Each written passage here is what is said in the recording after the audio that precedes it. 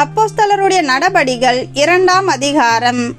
பெந்தகோஸ்தே என்னும் நாள் வந்தபோது அவர்கள் எல்லாரும் ஒருமனப்பட்டு ஓரிடத்தில் வந்திருந்தார்கள். அப்பொழுது பலத்த காற்று அடிக்கிற முழக்கம் போல வானத்திலிருந்து சடிதியாய் ஒரு முழக்கம் உண்டாகி அவர்கள் உட்கார்ந்திருந்த வீடு முழுவதையும் நிரப்பிற்று. அல்லாமலும் அக்கினிமயமான நாவுகள் போல பிரிந்திருக்கும் நாவுகள் அவர்களுக்கு காணப்பட்டு அவர்கள் ஒவ்வொருவர் மேலும் வந்து அமர்ந்தது. அவர்கள் எல்லாரும் பரிசுத்த ஆவியினாலே நிரப்பப்பட்டு ஆவியானவர் தங்களுக்கு தந்தருளின வரத்தின்படியே வெவ்வேறு பாஷைகளிலே பேசத் தொடங்கினார்கள். வானத்தின் கீழிருக்கிற சகல தேசத்தாரிலும் இருந்து வந்த தேவ பக்தியுள்ள யூதர்கள் அப்பொழுது எருசலேமிலே வாசம் பண்ணினார்கள். அந்த சத்தம் உண்டான போது திரளான ஜனங்கள் கூடி வந்து தங்கள் தங்கள் பாஷையிலே அவர்கள் பேசுகிறதை அவரவர்கள் கேட்டபடியினாலே கலக்கம் அடைந்தார்கள்.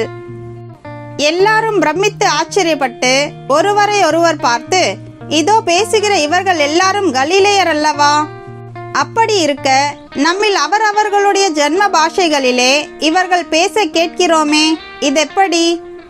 பார்த்தரும் மேதரும் எலாமீத்தரும் மெசபொத்தோமியா, யூதேயா, கப்பத்தோக்கியா, பொந்து, ஆசியா, பிரிகியா, பம்பிலியா, எகிப்து என்னும் தேசத்தார்களும் சிரேனே பட்டணத்தை சுற்றி இருக்கிற லீபியாவின் திசைகளிலே குடியிருக்கிறவர்களும் இங்கே சஞ்சரிக்கிற ரோமாபுரியரும் யூதரும் யூத மார்க்கத்து அமைந்தவர்களும் கிரேத்தரும் அரபியரும் ஆகிய நாம் நம்முடைய பாஷைகளிலே இவர்கள் தேவனுடைய மகத்துவங்களை பேச கேட்கிறோமே என்றார்கள். எல்லாரும் பிரமித்து சந்தேகப்பட்டு இது என்னமாய் முடியுமோ என்று ஒருவரோடொருவர் சொல்லிக் கொண்டார்கள். மற்றவர்களோ இவர்கள் மதுபானத்தினால் நிறைந்திருக்கிறார்கள் என்று பரியாசம் பண்ணினார்கள்.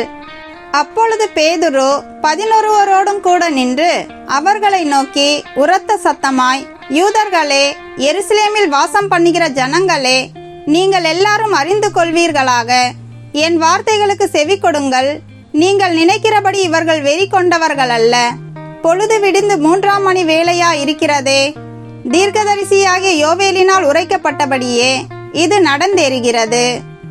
கடைசி நாட்களில் நான் மாம்சமான யாவர் மேலும் என் ஆவியை ஊற்றுவேன். அப்பொழுது உங்கள் குமாரரும் உங்கள் குமாரத்திகளும் தீர்க்க தரிசனம் சொல்லுவார்கள். உங்கள் வாலிபர் தரிசனங்களை அடைவார்கள். உங்கள் மூப்பர் சொப்பனங்களை காண்பார்கள். என்னுடைய ஊழியக்காரர் மேலும் என்னுடைய ஊழியக்காரிகள் மேலும் அந்நாட்களில் என் ஆவியை ஊற்றுவேன். அப்பொழுது அவர்கள் தீர்க்க தரிசனம் சொல்லுவார்கள். அல்லாமலும் உயர வானத்திலே அற்புதங்களையும் தாழ பூமியிலே இரத்தம், அக்கினி, புகைக்காடாகிய அதிசயங்களையும் காட்டுவேன். கர்த்தருடைய பெரிதும் பிரகாசமுமான நாள் வரும் முன்னே சூரியன் இருளாகவும் சந்திரன் இரத்தமாகவும் மாறும். அப்பொழுது கர்த்தருடைய நாமத்தை தொழுது கொள்ளுகிறவன் எவனோ அவன் ரட்சிக்கப்படுவான் என்று தேவன் உரைத்திருக்கிறார்.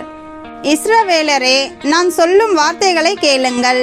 நீங்கள் அறிந்திருக்கிறபடி நசரேயனாகிய இயேசுவை கொண்டு தேவன் உங்களுக்குள்ளே பலத்த செய்கைகளையும் அற்புதங்களையும் அடையாளங்களையும் நடப்பித்து அவைகளினாலே அவரை உங்களுக்கு வெளிப்படுத்தினார். அப்படி இருந்தும் தேவன் நிர்ணயித்திருந்த ஆலோசனையின்படியேயும் அவருடைய முன் அறிவின்படியேயும் ஒப்பு கொடுக்கப்பட்ட அந்த இயேசுவை நீங்கள் பிடித்து அக்கிரமக்காரருடைய கைகளினாலே சிலுவையில் ஆணி அடித்து கொலை செய்தீர்கள். தேவன் அவருடைய மரண உபாதிகளின் கட்டை அவிழ்த்து அவரை எழுப்பினார். அவர் மரணத்தினால் கட்டப்பட்டிருக்க கூடாதிருந்தது. அவரை குறித்து தாவீது, கர்த்தரை எப்பொழுதும் எனக்கு முன்பாக நிறுத்தி நோக்கி கொண்டிருக்கிறேன். நான் அசைக்கப்படாதபடி அவர் என் வலது பாரிசத்திலே இருக்கிறார். அதனாலே என் இருதயம் மகிழ்ந்தது, என் நாவு களி கூர்ந்தது, என் மாம்சமும் நம்பிக்கையோடு தங்கி இருக்கும். என் ஆத்துமாவை பாதாளத்தில் விடீர். உம்முடைய பரிசுத்தர் அழிவை காண ஒட்டீர். ஜீவ மார்க்கங்களை எனக்கு தெரியப்படுத்தினீர். உம்முடைய சந்நிதானத்திலே என்னை சந்தோஷத்தினால் நிரப்புவீர் என்று சொல்லுகிறான். சகோதரரே, கோத்திர தலைவனாகிய தாவீதை குறித்து நான் உங்களுடனே தைரியமாய் பேசுகிறதற்கு இடம் கொடுங்கள். அவன் மரணமடைந்து அடக்கம் பண்ணப்பட்டான். அவனுடைய கல்லறை இந்நாள் வரைக்கும் நம்மிடத்தில் இருக்கிறது. அவன் தீர்க்க தரிசியாயிருந்து உன் சிங்காசனத்தில் வீற்றிருக்க மாம்சத்தின்படி உன் சந்ததியிலே கிறிஸ்துவை எழும்ப பண்ணுவேன் என்று தேவன் தனக்கு சத்தியம் பண்ணினதை அறிந்தபடியால் அவன் கிறிஸ்துவினுடைய ஆத்மா பாதாளத்திலே விடப்படுவதில்லை என்றும் அவருடைய மாம்சம் அழிவை காண்பதில்லை என்று முன்னறிந்து அவர் உயிர்த்தெழுதலை குறித்து இப்படி சொன்னான். இந்த இயேசுவை தேவன் எழுப்பினார். இதற்கு நாங்கள் எல்லாரும் சாட்சிகளாய் இருக்கிறோம். அவர் தேவனுடைய வலதுகரத்தினாலே உயர்த்தப்பட்டு பிதா அருளிய வாக்குத்தத்தத்தின்படி பரிசுத்த ஆவியை பெற்று நீங்கள் இப்பொழுது காண்கிறதும் கேட்கிறதுமாகிய இதை பொழிந்தருளினார். தாவீது பரலோகத்திற்கு எழுந்து போகவில்லையே, நான் உம்முடைய சத்துருக்களை உமக்கு பாதபடி ஆக்கி போடும் வரைக்கும் நீர் என் வலது பாரிசத்தில் உட்காரும் என்று கர்த்தர் என் ஆண்டவருடனே சொன்னார் என்று அவனே சொல்லி இருக்கிறான். ஆகையால் நீங்கள் சிலுவையில் அறைந்த இந்த இயேசுவையே தேவன் ஆண்டவரும் கிறிஸ்துவுமாக்கினார் என்று இஸ்ரவேல் குடும்பத்தார் யாவரும் நிச்சயமாய் அறிய கடவர்கள் என்றான். இதை அவர்கள் கேட்டபொழுது இருதயத்திலே குத்தப்பட்டவர்களாகி பேதுருவையும் மற்ற அப்போஸ்தலரையும் பார்த்து, சகோதரரே, நாங்கள் என்ன செய்ய வேண்டும் என்றார்கள். பேதுரு அவர்களை நோக்கி, நீங்கள் மனம் திரும்பி ஒவ்வொருவரும் பாவ மன்னிப்புக்கென்று இயேசு கிறிஸ்துவின் நாமத்தினாலே ஞானஸ்நானம் பெற்றுக்கொள்ளுங்கள். அப்பொழுது பரிசுத்த ஆவியின் வரத்தை பெறுவீர்கள்.